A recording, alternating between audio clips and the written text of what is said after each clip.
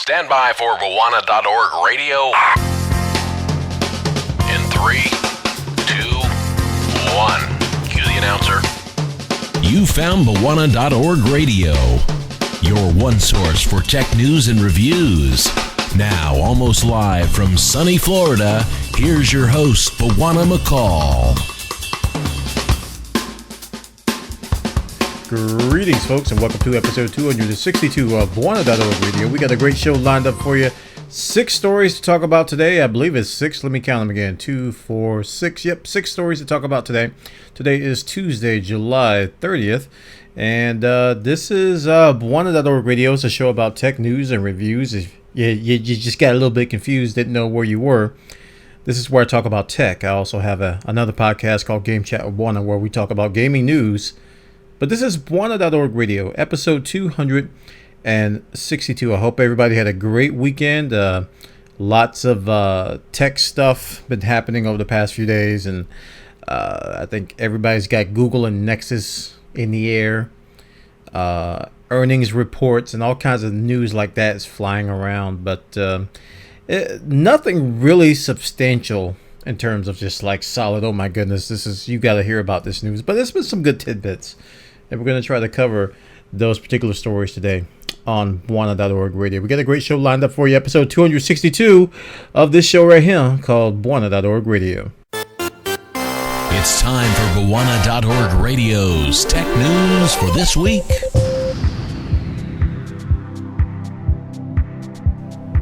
And for our first story, we're going to talk about the Chromecast. Again, I talked about this on the last show of Bawana.org Radio. We talked about the debut of the particular product. This is a HDMI dongle, which was released by Google, along with their Nexus line and also some Android updates. What I want to talk about today is the possibility and essentially the progress report. You ever got those in school? Progress report. Your son is failing English. Please beat him in the face. Nah, I'm just joking.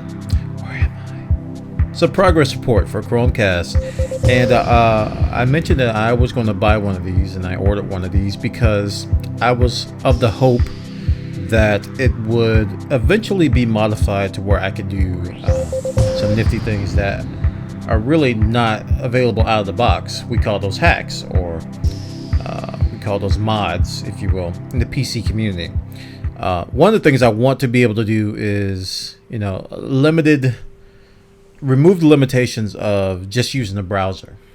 And I don't know what limitations exist on the smartphone and on the tablet, but I really want to free those up as well. This story over in Engadget.com talks about one of the first steps to reaching some of these modifications.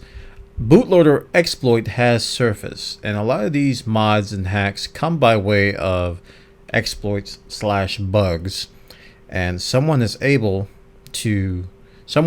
able to view the bootloader as the thing's booting up, and I think he executed a couple of little simple commands, but not really much beyond that. And they're describing what they found as a modified Google TV release, but not really Chrome OS, which some people assumed it was some sort of variant of Chrome OS, but it's actually not Chrome OS. So I think this is one of the very first steps to what I was talking about. Google has been good about opening up their platforms to where you don't have to do this to root devices and things like that. But in case they change their mind, in case they don't, because they're talking about signing partners like HBO, Hulu, Netflix, Pandora, lots of different providers. They maybe have their hands tied as to how much they open it up. So if that's the case, maybe these hacks, maybe these mods can provide a means for us to use the device in a way we want to use it, and not be limited by some of the silly limitations of it. Because I feel that if you have a streaming device, that you should be able to stream whatever you put in it and not be limited by HDCP and stupid stuff like that. But we'll see how it turns out. I'm just happy to see one of the first steps being taken by this gentleman. I don't think they have his name in here. They don't have his name in this article, but it's probably mentioned somewhere in there. So if you guys can find it, just let me know. All right, guys, this is over on Engadget.com. They got the details about Chromecast bootloader exploit has surfaced, and it opens up a lot of possibilities. And for our next story, we're going to talk about the iPad. This is a story that kind of slipped under my radar. The Los Angeles School District over there in California, IA, apparently this was known months ago that they were going to give their students iPads. And I think the number was uncertain. I think the report said that they were going to give out 31,000 of them initially. And it turns out this clarification report over on Engadget.com talks about that the initial wave is going to be 640,000, with eventually giving all Los Angeles County students iPads. So you may have recalled a few, it was a couple of keynotes ago, Apple did a big push for education. And it was a huge education block. And it's the first time we've seen them talk about that in a while. I know growing up, Apple was really, really big on education. I mean, pretty much every school tier I went to had Macintoshes. Saw many more Macintoshes than I saw any other kinds of PCs. And that kind of changed once I got to college, which was pretty much of a shift. I was like, wow, where are the Macs? And it turns out there was a lot more VAX VMS terminals and Unix terminals, which introduced me to that world. That was fun. And I got introduced to personal computing with PCs, IBM compatible PCs. I was like, oh yeah, Macs. I use those in school a little bit. But yeah, all of them. So if you hate Macs, you better move out of LA. If you're children, because yeah, this is actually a very good deal for Apple. If you think about it from a monetary standpoint, Apple is really going to benefit from this. Pretty big contract. I imagine the salesperson who landed this deal is probably very happy, or probably is already happy, because I imagine they already got their commission check. This was definitely in the millions of dollars in terms of monetary value. But Los Angeles County, Los Angeles School District, I keep saying Los Angeles County. It's a Los Angeles School District.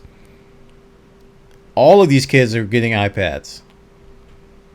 Now, from the kids' perspective, I think, I don't know, if you're children, and you probably are, it'd be nice to have an iPad, especially for your textbooks. I really hated taking a backpack full of books home for homework. So much so, it was my motivation for doing my homework before I got home. I would purposely find time. I don't know how I did it, but I would find time in between classes, or I don't know, during downtimes and boring lectures. I would do homework for all my classes, and then by the time the day was over, I had no homework. I didn't want to take all them stupid books home, because I had like basketball practice and all kinds of extracurricular stuff. I didn't want to carry all that crap around. I was like, forget that. Leave it in the locker. I'll do my homework at school. And that's pretty much what I did. So it'd be nice to carry just an iPad home, if they allow that. I don't know if they will even not allow that. They should. To keep all your books and notes on. Very cool. Check it out, guys, over on Engadget.com. They got the details over there about the iPads and the outlines and this stuff. You're listening to Bawana.org Radio, a potpourri of tech news and reviews.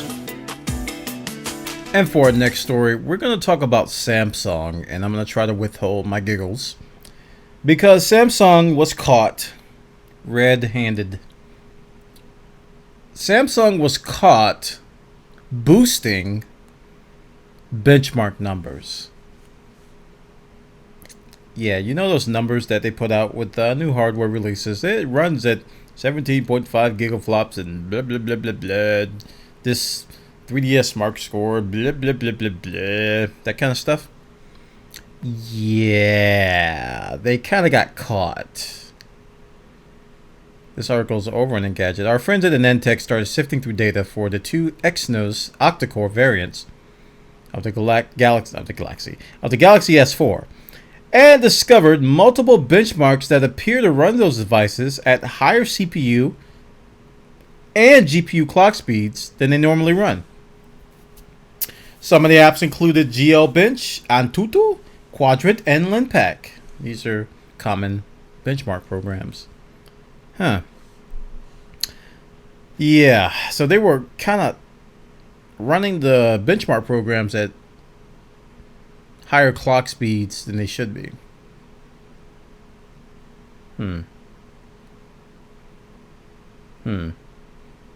So these programs, let me make sure I word this right. These programs were running the hardware at higher clock speeds than they were designed to.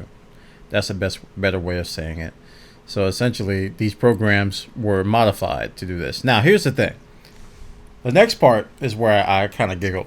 Coincidentally, the site also found code within the Galaxy S4 that indicates the existence of a program called Benchmark Booster, which is responsible for overclocking processors when certain apps are running.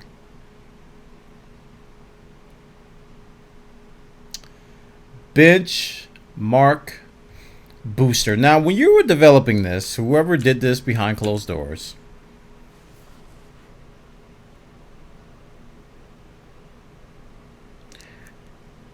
you had to think that the name of the program had to come up.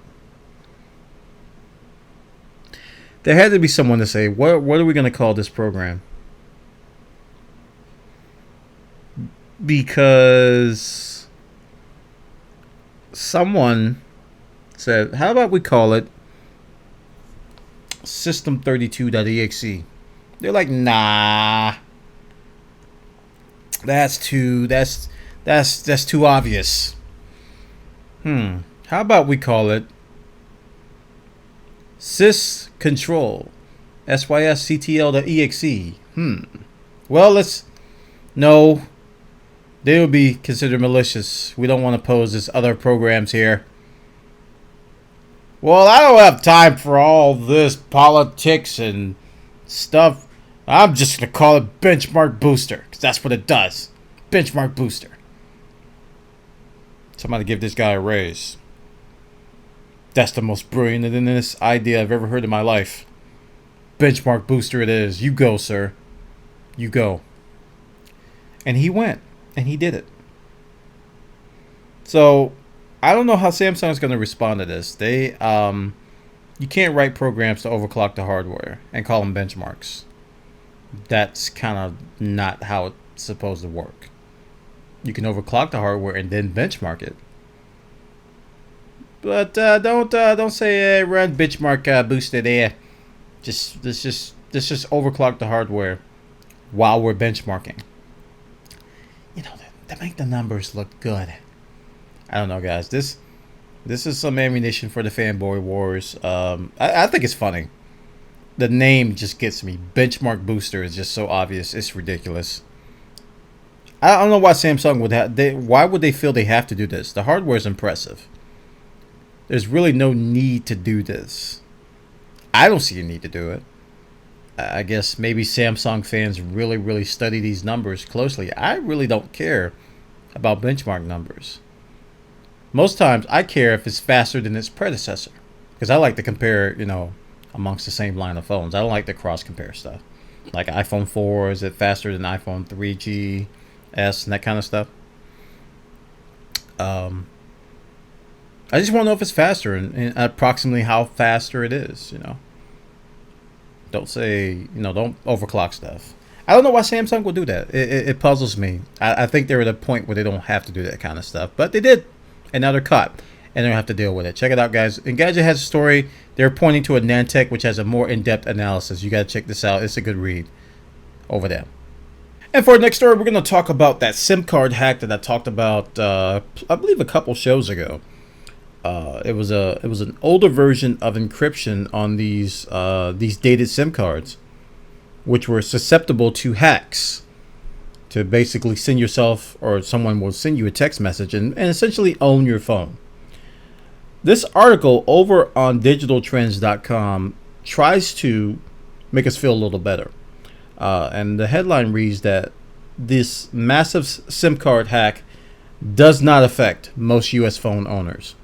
So if you own an AT&T, T-Mobile, Sprint, or Verizon phone, there's a very high chance that you're safe. Now, we talked about this when we first reported this, that this was a very old tech and that most newer phones would be not susceptible to this hack. And I think this article kind of leads credence to that. I think it puts some more clarity on which people are not affected. But the hack is still very nasty.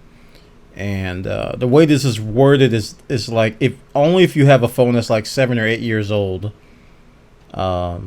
you need to be worried about this. Otherwise, there's no need to be worried. I'm worried anyway, because who's to say somebody hasn't done this already and it's just coming out now? 7 years ago, they may have been doing this behind the curtains and it never got out to the public, and all your public stuff, got leaked. Some people may have had a security breach or a credit card breach, or someone may have spent money on their credit card and they never knew how it happened. It could have been something like this. Makes you think about what kinds of hacks and exploits are actually happening now that we may not find out about until 7 years from now. So I am a little bit pessimistic about this, everybody, lower your guard type deal. It is reason to be concerned. You should always be concerned about your security. You should always take a little bit of a paranoid approach. That's a healthy approach. I'm not talking about walking around with a tinfoil hat, but it's a very healthy approach to be a little bit paranoid and assume the worst when it comes to security. Because, when you assume the worst and you're a little bit paranoid, you tend to take precautions that could save you. And I say a little bit because, you can be over paranoid, you can go crazy. And I know people like that, and they're quite content with it. But just be safe. And it's one of those issues where, this is something that it's not much you really can do. If you look at the exploit, all you gotta do is receive a text message from someone, and they essentially own your phone. So the only precaution would be to protect your phone number. Who's to say they just don't go through, random numbers and find yours? So check this story out, guys. It's kind of a stand down article on digitaltrends.com. That SIM hack we're talking about, that we talked about a few episodes ago, well, you don't have to worry unless your phone is really, really old. But at the same time, you got to be careful of those hacks that are out there. You found Bawana.org Radio. Tech news and tech gadgets for the hardcore geek in all of us.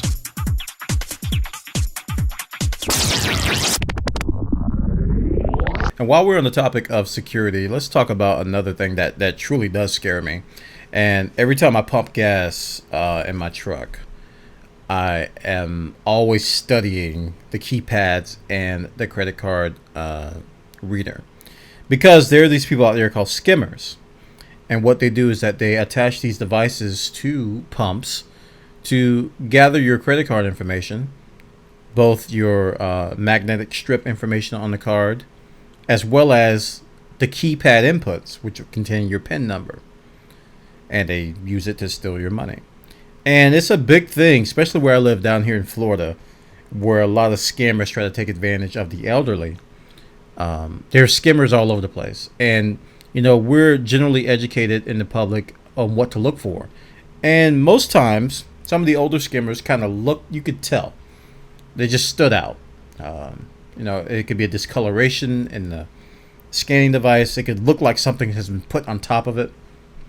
So when I saw this article over on KrebsOnSecurity.com, this one got me worried because they've gotten a lot more sophisticated than I thought.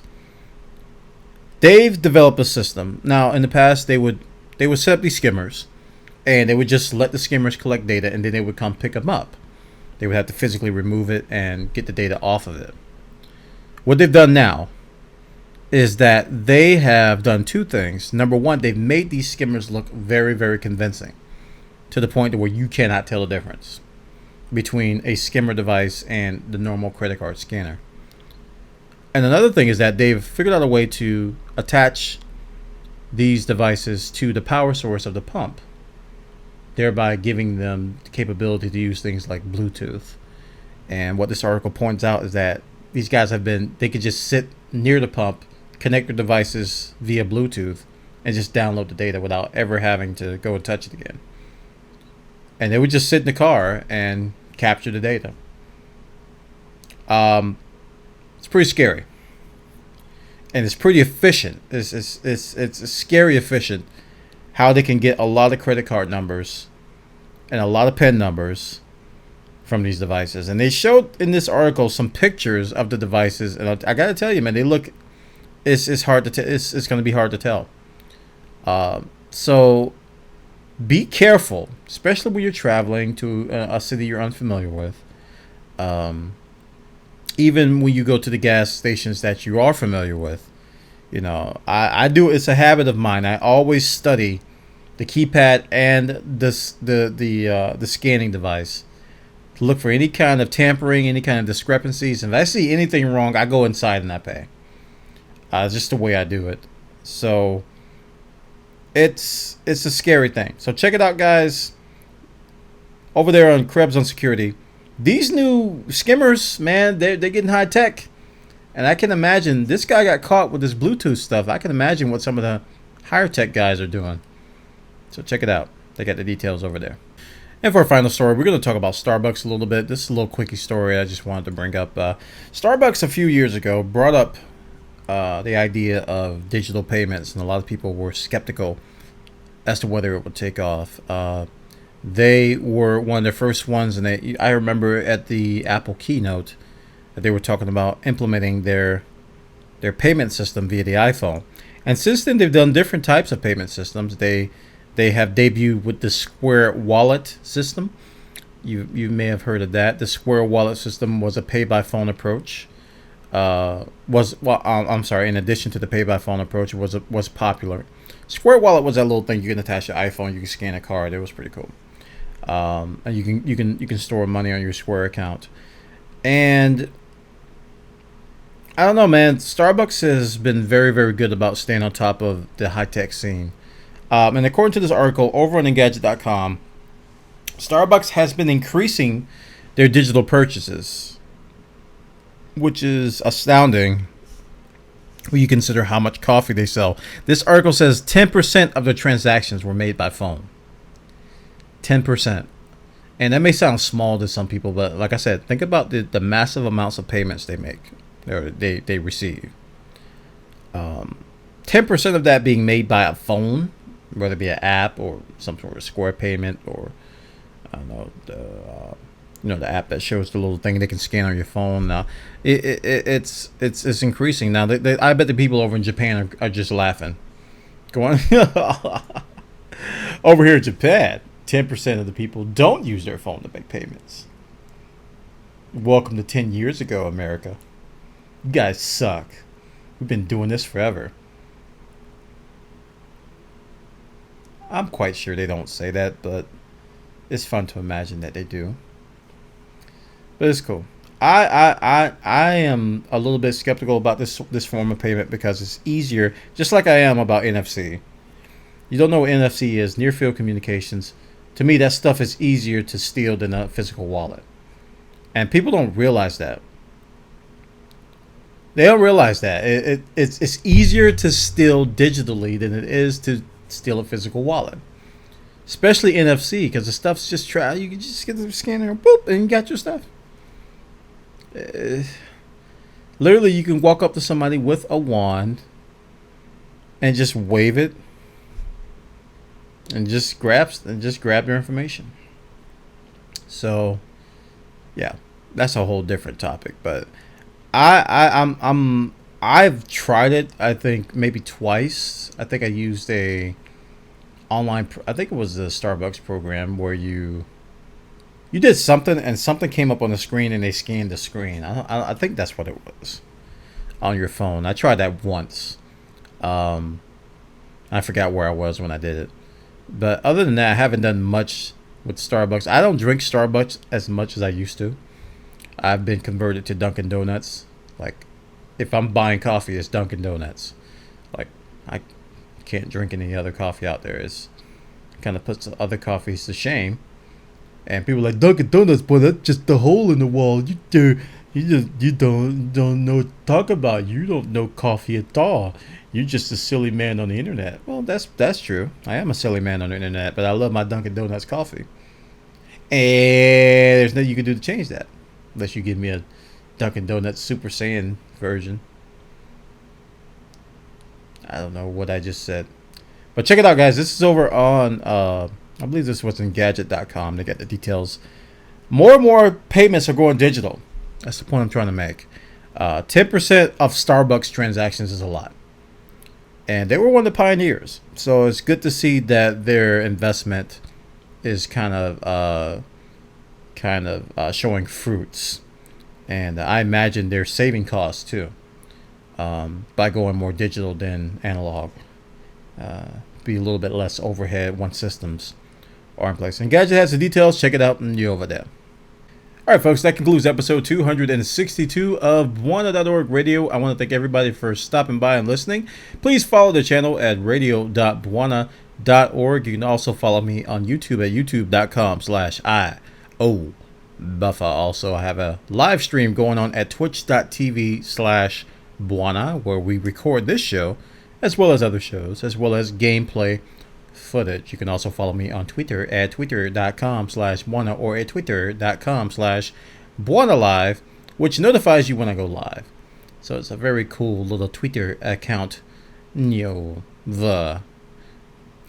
We're on 262. We're rapidly approaching 263, and then 264, and then who knows, we may even hit 265 of Buona.org Radio. I hope everybody enjoyed the show. We do this every Tuesday and Thursday nights around after 6 p.m. Easternish, Standard Timer-ish, and we have fun doing it. So stop on by my live stream at twitch.tv/Buona. Follow it if you haven't already, and you'll be notified. All right, guys, that concludes episode 262 of Buona.org Radio, and I will see you all next time.